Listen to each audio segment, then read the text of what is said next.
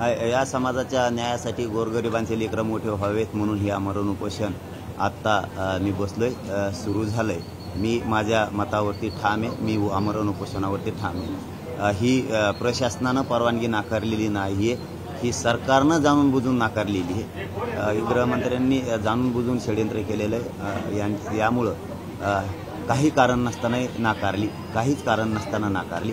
आणि माझं विशेष करून महाराष्ट्रातल्या जनतेलाही सांगणं आहे की कामाच्या दिवसात आंतरवालीकडे कोणीही येऊ नका, मी खंबीर लढायला। कामं बुडवायचे नाहीयेत, याचा अर्थ परवानगीचा काही नाहीये, परंतु कामं सोडून एकाही मराठ्यांनी इकडे यायचं नाही। याचबरोबर महत्त्वाचं आहे की जालना जिल्ह्यातल्या कलेक्टर साहेबांना, पंचाल सरांना आणि SP साहेबांना माझी विनंती की ज्या आजूबाजूच्या गावाच्या लोकांना निवेदन दिले ते लोक, आमच्या येणारे लोक हे स्वयंपूर्तीनं स्वतःहून भेटायला येणार आहेत, त्यांना जाणून बुजून त्रास दिला जाणार आहे।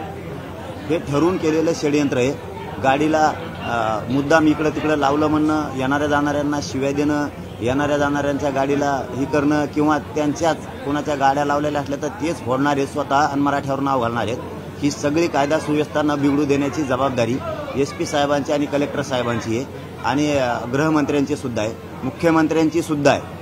आमच्या माणसाला धक्का लागता कुठंही कामा नये, कारण ते निवेदनं त्याच्यासाठी दिलेली आहेत की त्यांना जातीय तेढ निर्माण करायचा आहे, मराठ्यांना करायचा नाही। जर काही झालं तर याला जबाबदार हे आजूबाजूचे निवेदन देणारे असणार आहेत, कारण निवेदन देऊन गोरगरिबांचं आंदोलन मोडीत काढायचं आणि उगा जातीय रंग द्यायचा हे ते काम करणार आहे। याला सगळे जबाबदारी ते पुरे गावावर आणणार आहे।